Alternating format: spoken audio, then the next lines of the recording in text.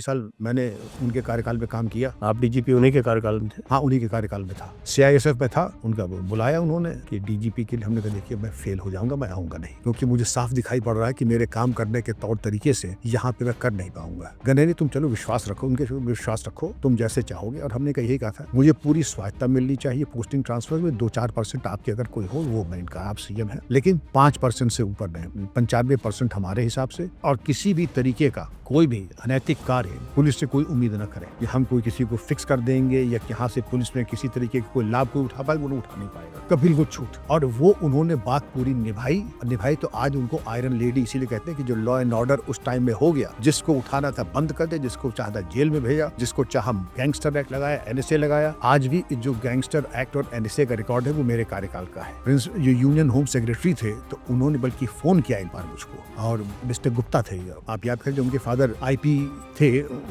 बेटे 2 बेटे थे, दोनों IAS थे। तो जो ये थे, ये होम सेक्रेटरी थे हमारे। उनका भाई तुम तो NSA ऐसे लगा रहे हो जैसे 110 लगाते हैं। ये यूपी से इतने NSA के केसेस आ रहे हैं रोज, मतलब हम तो वही देख सकते हैं कि इतना तुमने हल्का सस्ता कर दिया। उनका सर हमारे यूपी इज अ कंट्री, अब तक नहीं हुआ था लेकिन अब होगा। मौका जिसने मौका दिया है उसके ऊपर NSA लगना ही लगना है। ये अतीक और मुख्तार का जो चरम रूप था वो आपने देखा है? चरम रूप तो खत्म हो गया। जब मैं गया तो उसके 6ठे दिन अतीक के भाई ने, अतीक और उसका जो मार दिया गया था, उसके साथी भूरी, उसका नाम याद नहीं आ रहा है, उसने मदरसे की दीवार गिरा के अतिक्रमण किया और लड़कियों के साथ गैंग रेप किया। उसी दिन हमने कहा कि टेस्ट होना है, कि आज इसका होना है। तुरंत इनको दोनों के ऊपर NSA का केस तैयार किया, इनको पलायित अपराधी घोषित किया और इनकी जमीनें कर ली कुर्क।